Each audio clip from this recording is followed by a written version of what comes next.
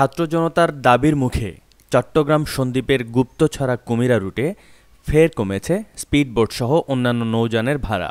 বৃহস্পতিবার দুপুরে টিসি কর্তৃপক্ষ, যাত্রী আন্দোলনের নেতৃবৃন্দ, বিএনপি নেতৃবৃন্দসহ স্থানীয় সাংবাদিকদের এক যৌথ মতবিনিময় সভায় এই ভাড়া পুনর্নির্ধারণ করা হয়। বৈষম্যবিরোধী যাত্রী আন্দোলনের ব্যানারে দীর্ঘদিন ধরে সহনীয় মাত্রায় নৌযানসমূহের ভাড়া নির্ধারণ করার জন্য সাধারণ যাত্রীরা দাবি জানিয়ে আসছিল। এর আগে 2 দফায় ভাড়া কমানো হলেও আন্দোলনকারীরা তা প্রত্যাখ্যান করে। শুক্রবার সকাল থেকে পুনর্নির্ধারিত ভাড়ায় নৌযানসমূহের ভাড়া কার্যকর করার কথা জানিয়েছে ঘাট ইজারাদার প্রতিনিধি জগলুল হাসান নয়ন।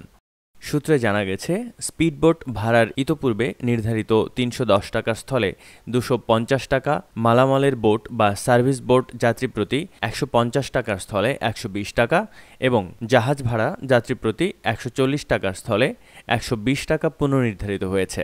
নৌ মন্ত্রণালয়ের প্রতিনিধিরা জানান, আগামী 1 মাসের মধ্যে এ ভাড়া আরও কমবে। তারা অচিরে এই রুটে অনুমোদন নিয়ে উন্মুক্তভাবে যাত্রী পারাপারের সুযোগ দেওয়ার আশ্বাস প্রদান করেন।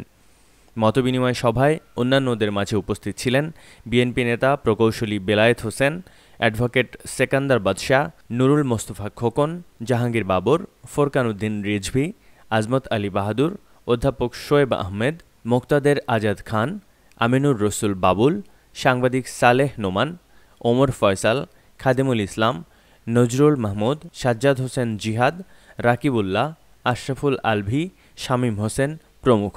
বৃহস্পতিবার সকালে বিআইডব্লিউটি-এর পরিচালক এ.কে.এম. আরিফুদ্দিনের নেতৃত্বে নৌ মন্ত্রণালয়ের বিভিন্ন বিভাগের 9 সদস্যের একটি প্রতিনিধি দল সীতাকুণ্ডের কুমিরা ঘাটে যান।